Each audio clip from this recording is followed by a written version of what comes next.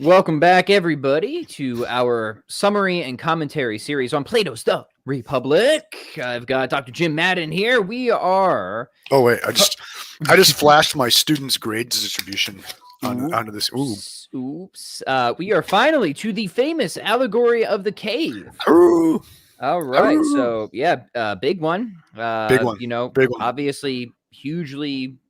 Probably the most famous allegory in all of philosophy. One could probably make that argument, but Yes. also probably one of the most misunderstood, right? Because it's frequently taken out of context, as we've emphasized before. Like, you got to at least understand book 6 if you're going to make sense of book 7. Exactly. And we're going to try and do some summary, commentary, and then, of course, Q&A, my dear gentle listeners. So please submit whatever questions you have. As always. And we'll jam around at the end. But Jim, great to be with you as always. Great to be with you, man. Yeah, kick us off wherever you think we should start. Yeah.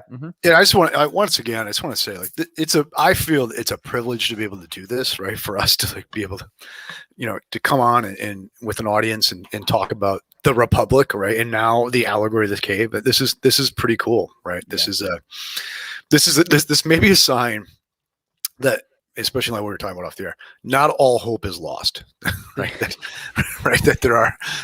There's yet a spark.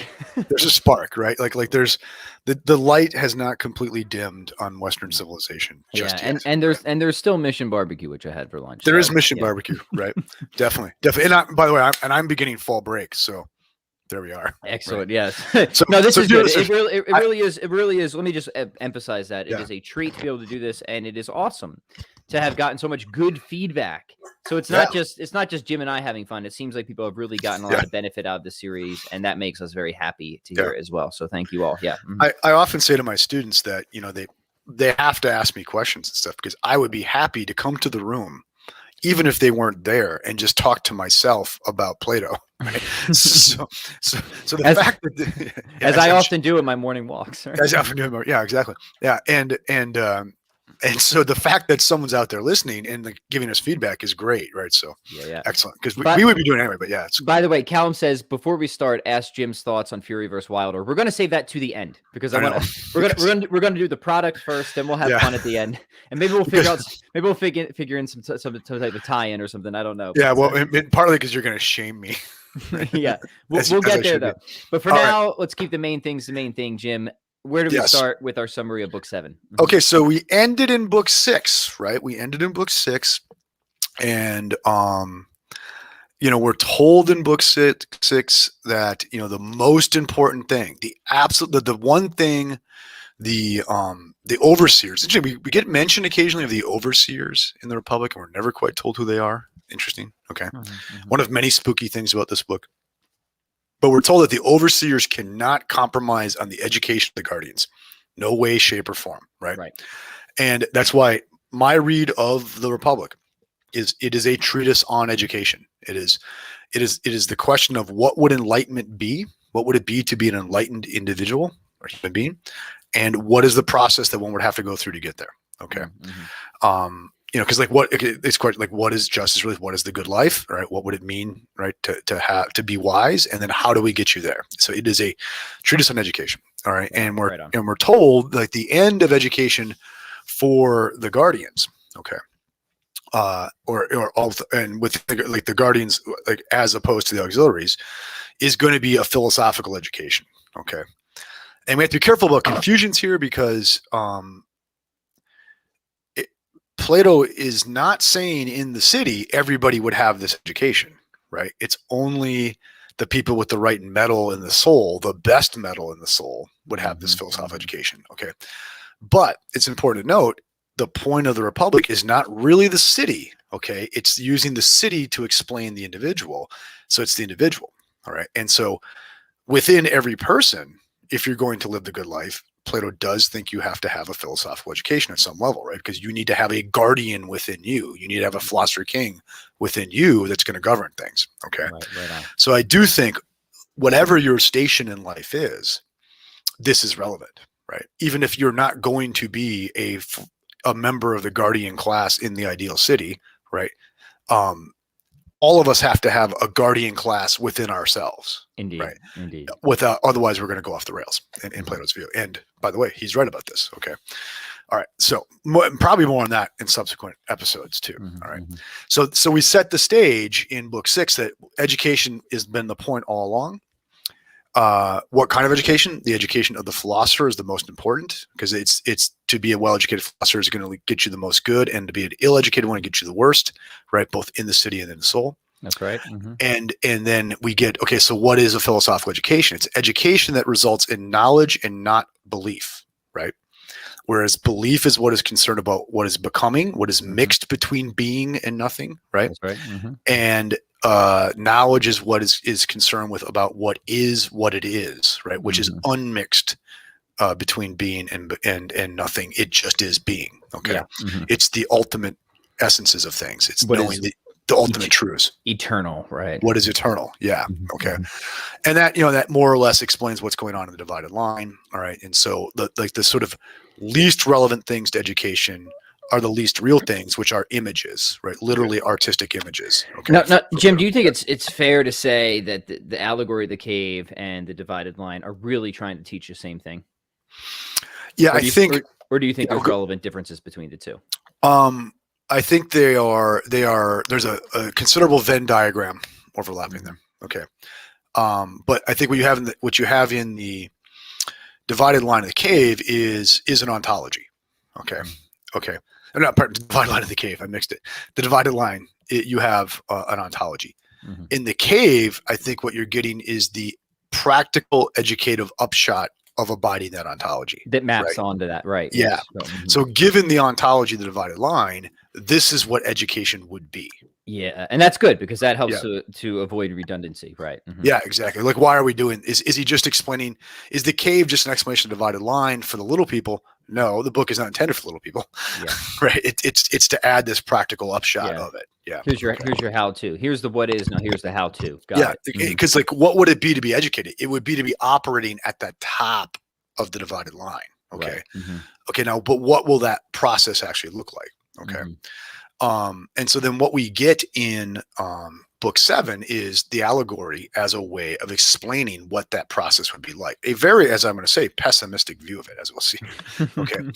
An important point in book 7, I don't know how it is in other translations, but in Reeves, it's translated as, Socrates goes out of his way to say, education is a complete turning of the whole body. Right, the complete turning of the whole person. So, and so you're going to see, it's already there in the divided line. It's obvious in the cave.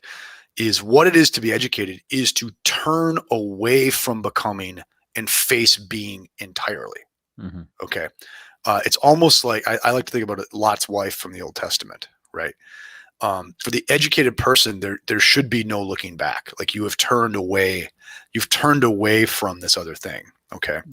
Mm-hmm. It's important to note that for Plato, and I think this is when we get into, and I hope we do, Aristotle at some point, education is not synthetic. It's not like taking the top of the divided line and using it, in a synthetic act to make sense of what's going on in the lower orders of the line. It is to turn away from the lower orders of the line and just ascend to and look at the top. To get away from it entirely. To get away from it. It's a complete turning. There's nothing left, right? Like you've become a foreigner in the land of image. Right. Mm-hmm. Right. Okay. And that's very important for how this works out. Okay. As we'll see, maybe when we talk about Aristotle a bit, that's not Aristotle's view. Okay. Right. Mm-hmm. Right. It's not a complete turning away.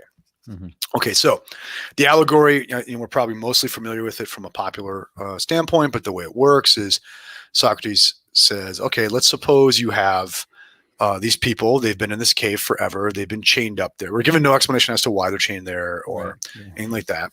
But they can't turn their necks. They can't turn their necks. It's a really elaborate set. And I know, and please don't pick at the example. It drives me nuts. Anyway, why couldn't they turn their heads? Okay. Right. Just shut up. Just shut up. They can't turn their heads. I don't know. They just can't. Right? All right. Yeah. Okay. I don't know. Right. They can't. Right. Their ears have been screwed to boards. I don't know. Right. Okay. All right. That would do it. All right. Yeah, right. Anyway, and so their entire experience is all they can see are shadows that are projected on the wall of this cave. Okay. And the projection is happening because you have people behind the prisoners who are themselves behind a wall holding up puppets on sticks that are shining, and there's a fire behind them that are casting shadows from the puppets onto the wall of the cave. Okay. I find it interesting that Plato goes out of his way to note that there are people doing this, right? Like he didn't make the puppet masters some, celestial beings or, some animals, or the puppets are just there. There are people involved in the projection of these images, which I think is an interesting fact, right? Indeed. Okay. Indeed. Right. The social situation is not entirely transparent. Oh, very good. Look at that. We have an image. There we go. Look at that. We have a little visual representation today on the Pat Flynn show. I love it. Well played. Okay. So one of the prisoners is able to get woke, as they say these days, right? and manages to free himself and look away from the images. And he gets behind the wall and he sees that there's a puppet show going on here, that the light that is casting this, and this is important, the light that is casting this is not light itself, it's fire. Okay. And you think of it like, fire is not the ultimate source of energy on the earth, right? It is an expression of an energy on the earth that comes from somewhere else, ultimately the sun, right? It's going to be important. Okay. So this prisoner realizes it's all a put on, and he, goes through this process of getting out of the cave. Okay. And it's very, very difficult. Like, Plato has Socrates go out of his way to say how hard it is, how terrible it is. Right. And it's just difficult. It's difficult. And he climbs and he climbs and he climbs, and he gets out of the cave, and there's sunlight out there. Okay. And when you've been in the darkness your whole life, it's going to be hard to look, hard to see in that light. The light itself. It's interesting. The source of illumination will actually be experienced as a kind of blindness to the uninitiate. Yeah. I think it's very important for Plato, right? The very source of enlightenment will be experienced as a kind of ignorance, right? Until you're enlightened. Okay, so the prisoner goes out, he kind of looks around, he can't stand, he goes back in the cave, he comes back out, he's like, keeps testing the waters. Eventually he gets comfortable enough with the light that he can look in a little pond or something and see reflections of things in there, but he still can't look up to see in the light yet. So he's got to keep working, he keeps working. Eventually he gets where he can see, not in our image we have in the video here, not just a puppet of a bird, but he can see a real bird, right? And he likes that, it's cool, and he keeps working at it, and eventually he tries to see the sun, okay? And he can't really look at the sun without frying his eyes, but he can kind of glimpse it, like quick look away, quick look away, right? And and I believe right in the allegory, Socrates explains, well, what is the sun? It is not what is seen, it is the source by which we see all things, right? Like the energy of the fire ultimately comes from the energy of the sun, right? Okay. And so the sun is not one thing to be seen. It is that which makes all things that can be seen manifested to us. It shows us everything. Okay? Yeah, not that which, but that by which. That by which, yeah. So then the sun is not just one object among all the other objects. It's the object, if it is an object at all, that allows other things to be. Okay, to be for us. Okay. And so Plato says, look, what is this? Or Socrates says, what is this? The sun is the good. It's the form of the good. Is that by which we are oriented to all things, right? The source of all our striving, in the sense of the end of all of our striving. And then once we've seen that, we can see that that's what illuminates everything for us. Okay. So now this lucky prisoner, now the free person, right? It's like, okay, yeah, I've glimpsed the sun. I know the cave isn't the whole story. I know where real reality lies. I've turned my whole body and looked away, right? And he goes back to the cave, right? And he says, look, guys, this is all a put on, right? It's not the real deal. There are dudes behind the wall tricking you with puppets, right? And let's go and let's go see the sun. And it'll be really hard, right? Be really difficult. It's a difficult life, and it's going to hurt a lot, and you'll never really get to see it. But hey, come with me, right? Right. And so they decide to not take him up on that. They don't take him up on it, and he persists. So they eventually they kill him. They kill him, right? Like all enlightened people. So I mean, it's a not so thinned reference to Socrates himself. Yeah. We know who we're getting. We know who we're really talking about here. Okay, so they kill him. Okay. And so you get what is it? It's an allegory of what education is, but it's pessimistic, right? I mean, so, and now keep in mind where this fits in the grand narrative of the Republic is Socrates has promised us that he's going to show that what justice is, like what the good life is, and why it is good in and of itself, and why it is good for its consequences. Okay. Mhm. Well, what just happened to the only just man, like the philosopher here, right? The process was arduous and terrible. It was hard. So it doesn't seem like it was good in itself. And its consequence was his death. Okay. Right. So Plato is digging a deep hole for Socrates here, right? In terms of ultimately answering the question of the book, because it looks like justice or the way of wisdom, right, really sucks, right? Yeah. In and of itself and for its consequences. Okay. Seems just like a bag of grief, right? Yeah. A bag of grief, right? Okay. It's interesting. Some other things that like get less noted in book 7 is, you get this discussion of all these disciplines, right? And, so what would the education literally look like? Well, Plato says we're going to start out by teaching you calculation. So like he literally means like arithmetic and with math. He's big on the math. Yeah. With a mind by calculation, I think he means like accounting, like practical math, like how to keep the books in dad's business. Okay. And why? Well, because we have to start you out with something practical because we're tactile animals and all that. But eventually he thinks if you study calculation, if you study accounting, you're going to say, but what are numbers? Right. And you're going to look away from the particularities of dad's bookkeeping, and you're going to look toward the more universal. Right. Okay? It's a way to go from the realm of the becoming to the realm of the eternal. Right. And it's interesting. And then he says, what we'll do. So is it fair to say he's less interested in, say, the practice of mathematics and more interested in the philosophy of mathematics? Yeah, the philosophy of mathematics. Yeah, exactly. But an interesting, he thinks you're going to it's going to get off the ground only if you first learned it as a trade.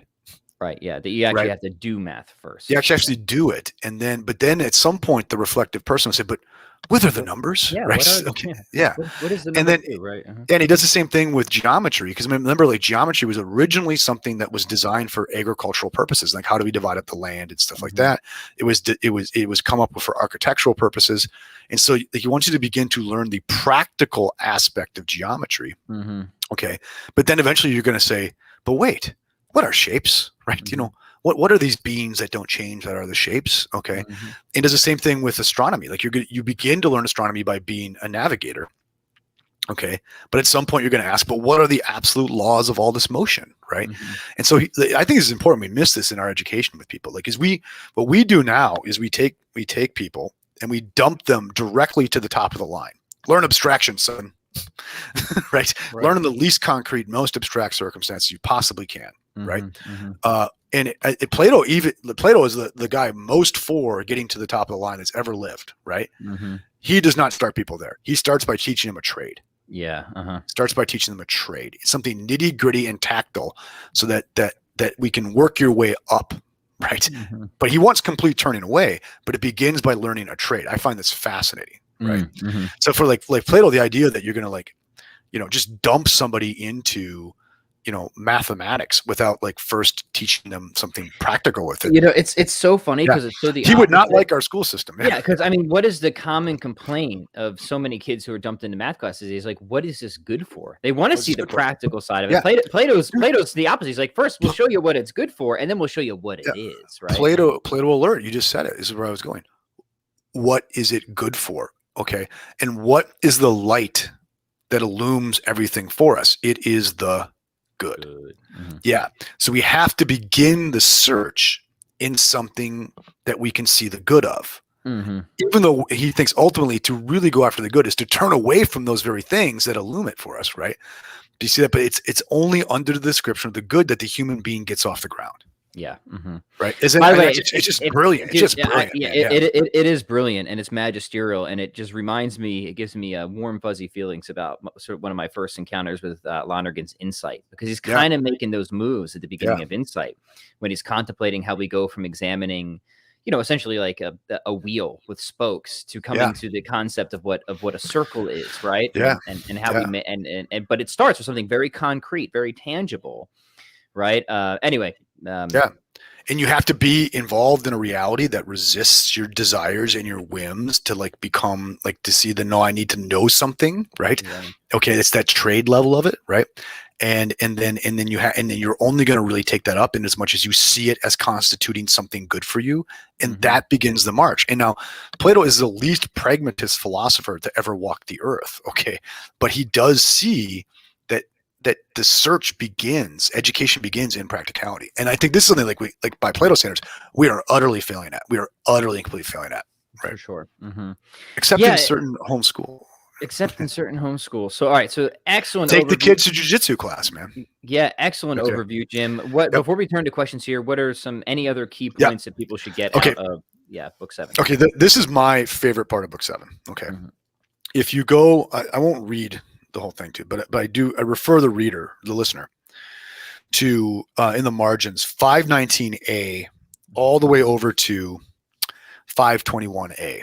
Okay, in Reeve it's 212 to 214. Okay, and the issue comes up between Socrates and the guys about whether or not it was right for the philosopher to go back to the cave. To go back in. Okay, big question. Right? And Socrates says, "Hey, look, man."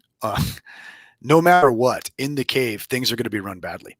You will always have the least educated people are going to run things inside the cave. Like the guys behind the walls, right, are not, because as we'll see, there's good reasons for why he thinks that going down. But the guys behind the walls are not going to be good, right? Not going to be the best, all right, because they want to be the guy behind the wall. They're not concerned about turning away. They're concerned about being the guy behind the wall, right? Which means they're not going to be philosophers, right? Okay, so it's interesting. So Socrates is saying, don't expect it to go well. All right. And then the Glaucon Adeimantus say, but doesn't the philosopher have a duty to go back in the cave? Doesn't the philosopher have a duty to go back in the city? Okay. Because it's the city that, has reared him. It's like the city got him to where he is. Okay. Do you see that? Like there's a debt of justice with a small J that you owe to the city. Okay. Right. Interestingly, in the Republic, Socrates says, don't owe him anything, man. Like you didn't become enlightened because of them. You became enlightened in spite of them. Right. Yeah. And Plato doesn't have Socrates say it's wrong to go back down there, but he does have him say, you have no duty to do it. It's fine if you want to, but it's not obligatory. Right. And it's not going to go well. Like you say, like you're just going to get yourself killed and that's it. Okay. Now rewind this thing back to the Crito. Okay. And the Crito is, it's one of the earlier dialogues by Plato, at least in the way we order them. And it's recounting basically while Socrates was on death row. Okay. So he gets found guilty. There was a festival of 60 days that said they couldn't execute any political people for 60 days. So Socrates is waiting execution for 60 days. And then, then philosophy breaks out in prison. Right. Okay. And in this particular dialogue, Socrates' guys come to him and say, look, nobody really wanted to kill you in the first place, right? They find you annoying, not necessarily dangerous. And we've bribed the guards. And, if you just leave the city and don't come back, no one's going to go looking for you. Okay. Yeah. And in the dialogue, Socrates says, I can't do that because it would be like betraying my parents. Okay. Because Athens is like my parents, right? Athens is what made me great. Okay. And he says, it would be impious to betray my parents. Right. Okay? Yeah. If you were Christian, he might think it might be breaking a certain commandment. Right. Yeah, exactly. It'd be impious. But okay. But the thing is now keep in mind back in the Euthyphro of the dialogue, he's debating this priest Euthyphro who is having his own father executed for murder in a really, really, really sketchy situation where it's not really clear the dad murdered anybody. He basically, it was at most manslaughter. It might've been just. Okay. And Socrates says, but isn't it impious to betray your parents? Okay. So then he and Euthyphro begin to debate piety and it goes nowhere. Right. And then Socrates gets found guilty of impiety. Right. And now he's appealing to piety as a principle of loyalty to the city. Right. And stays in and gets executed. Yeah. Okay.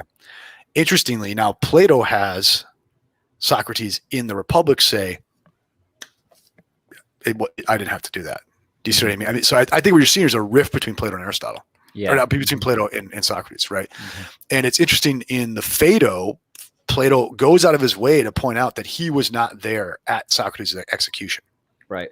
Like the Phaedo's the account of the execution. He goes out of his way to say, oh, Plato wasn't there that day. He took ill. Right? Because he was pissed. He was pissed. I think he was pissed. I think he thought the old man shouldn't have done it. Right. They should have left because Plato himself leaves and tries to go start his own ideal republic in Sicily. It goes badly, right? Almost gets everybody killed, and he leaves. But I think you're seeing here this rift between Socrates and Plato, and it's a question about whether or not we should be optimistic at all of philosophy doing any good whatsoever in the public square. Yeah. Right. Yeah. This is. I think. I think that was long-winded. Yeah. No, I think it merits its own episode because it's it's such a fascinating theme, right? Yeah, I don't think anybody wants to say that what Socrates was wrong or bad, but I think a lot of people would probably be sympathetic with the idea that it wasn't obligatory. Wasn't obligatory, right? Yeah. And of course, there's many things in life, right, that are like super abundantly good but not obligatory. Yeah. Right, like acts of self-sacrifice and stuff like that. Now, the real interesting thing is that tension that I think you've pointed out between, Plato thinking like, dang, Socrates, you being a fool, right? Yeah. It's like, look at these slobs, right? It's pearls before swine. You're going to let these slobs, right? I mean, just imagine so many of politicians these days, right? It's like, you're going to die because of these slobs. You don't owe them anything. That's like Plato's position. Yeah. And Socrates. And keep in mind, Plato's brothers put a hit on half the guys in this dialogue, right? I mean, right. You want, and like as virtuous as you think Socrates is, I have to I just think of like so many of the modern politicians these days and pearls before swine. It's like if that's Plato's point, he's kind of got a point, right? Yeah. These people are slobs. They're degenerates, right? They don't deserve Socrates' life, right? Yeah. And they're going to ally themselves to the dudes behind the walls who can like show the flickering images, right? Right. Now the flip side, of course, and I think we need to do a separate episode on this is, to my mind, this is where a theological term becomes really important, right? Because if this slice of life is not all there is, and there is the good itself, namely God, who's ultimately in providential control. I don't like to say that all of ethics depends on an extended theology, but an extended theology affects how we think about things ethically. Definitely. Yeah. Right. Yeah. I mean, it's certainly got to be morally relevant, right? Hugely, right? Hugely, right? So I don't know. Why don't we pause on that? Yeah, no, definitely. No, because this is a good theme. Yeah, we're going kind of beyond book 7 a little bit. Exactly, and also it does inform like my whole spooky read of the Republic, right? Which I think I can justify it, right? Right. Yeah. So the listeners can let us know what they think about that in the comment section. Let's take a few questions here. I actually have to teach a random course today in a little bit, so it can't be too long. But let's see what we got. Let's do it. All right. Brendan says, Andrew Willard Jones wrote a book about the history of humanity in light of Christian politics and established 2 cities, a city of man that looks down and a city of God that looks up. Where do you think Plato's Republic fits in such a paradigm? The city of God for Willard is, of course, human, but one that is ordered by the things of God. Jim, what are your thoughts on this? I'm not aware of Willard's book, but I mean, like, that city of God, city of man distinction goes back to St. Augustine, and I think, I think I would be willing to bet that Augustine has something like the Republic in mind. He had to, of course he did. Yeah. Uh-huh. Now I'm not sure what texts he has in front of him, but he's filtered through the Neoplatonists pretty deeply, right? Yeah. And so I think Plato would say, or at least the Socrates of the Republic would say, I think what Plato says is always a very difficult question, right? I think what Socrates of the Republic would say is, though not the Socrates of the Crito, right? The Socrates of the Republic, well, maybe, but Socrates of the Republic would say is, look, the city of man will always be flawed, right? It's in the cave. Like the city of man is in the cave, and you are on the cave's territory there, right? Mm-hmm. And you were in the sophists' territory. You're in the den of sophists, right? So that will always be flawed. And what is best for you is to look away from it. Okay. In this city of the ideal city, right? The perfect city, the city run by the philosopher king, which though for us is very hard to recognize, and even the Descartes of the dialogue as perfect. Okay. Mm-hmm. It's like it. So once again, we only have opinion about it really. Okay. Is outside the cave. Like the city of God and the city of man are not the same thing. And it seems for Plato that, or the Socrates of the Republic, the union of them is not achievable, right? For Plato of the Republic, to pursue the city of God, to pursue the ideal city, is to turn away from the cave. It's to turn away from the city of man, right? Mm-hmm. I think that's important. Okay, so I think he's very, very pessimistic, right, about this, right? Yeah, good. It's one of those things where the sort of the intersection or the additional consideration of revelation in Christianity, I mean, it's really interesting to see like what notes of intelligibility this adds to it, especially things like if you just assume, even just for the sake of thought experiment, like the doctrine of original sin. It fits really well with a lot of this pessimism, you know what I mean? Yeah, Right. yeah. Helps to explain a lot, but Yeah. also can help you to become a more longer term optimist as well. Yeah. In I mean, regards, there's right? something like, something like original sin, and like with a double underline in, early in the Republic, where, Socrates blames the whole drama on this inexorable tendency to do better, right? Mm-hmm. Which is always to get more than you deserve, to want more than your place, right? Yeah. Mm-hmm. And so, right. Yeah, I mean, Chesterton was pretty clear. He's like Yeah. the most obvious doctrine of any philosophical religious system is original sin. I mean, Yeah. just read the morning newspaper. Right? Yeah. And this is, I think this is important, and this is a hint for another episode, right? But, I think Aristotle's Nicomachean Ethics is taught from the perspective that we're in the cave, like it or not. Mm-hmm. And it's sort of like, so he says, look, we're young people, because these are lecture notes, young people, we're doing politics here, right? We have to learn to live with each other. And then immediately next section, you get a critique of Plato, of Plato's form of the good, right? And so I think Aristotle's saying, be that as it may, you all have to run this city. Let's talk about how to do that. Yeah, right? which is why we will be doing the ethics after this. Yes, It'll be a nice point, counterpoint. All right, Jim, let's finish with this. Let's get your thoughts on Fury and Wilder. Did you at least catch the highlights? I have not yet. I'm kind of grouchy about it. So I didn't get it. I didn't get the fight, and I'm kicking myself. And I think I told Pat, was it yesterday maybe, that instead of it, we watched the free UFC thing that was on, and watched Mackenzie Dern, one of our favorites, get her butt kicked. Right. So I'm like, it was a double whammy. Yeah. So yeah, I didn't see it. Right. And I'm told it was like one of the greatest athletic events of all time. Yeah. I've actually had a few people email me about it. And again, I'm by no means an expert commentator on boxing or stuff like that. I don't even follow boxing all that closely. And this was one of the rare times I actually got the pay-per-view, but it was like providential because it wound up being, it was probably certainly the best boxing match I've ever seen in my lifetime. Maybe even the single most exciting sporting event. And, yeah, I mean, I already gave my thoughts, but it's just the thing about I got a couple emails of people's additional commentary on this, and like I think everybody agrees that Fury is just an incredible technician. The size of this guy and the way he moves, it's like he's in the Matrix. It's incredible. Yeah. The thing about Deontay is he started out a little more technical, and then he kind of got shook up a little bit.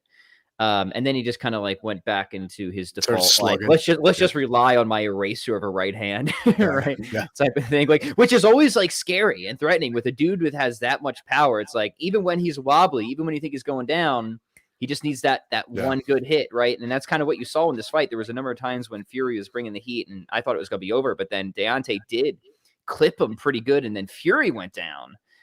And you're just like, dang. So the whole time, it just like, it could have gone either way, which to me is just like the most awesome, sweet tension you can expect out of a contest like that. That's great. That's great. So yeah, I don't know.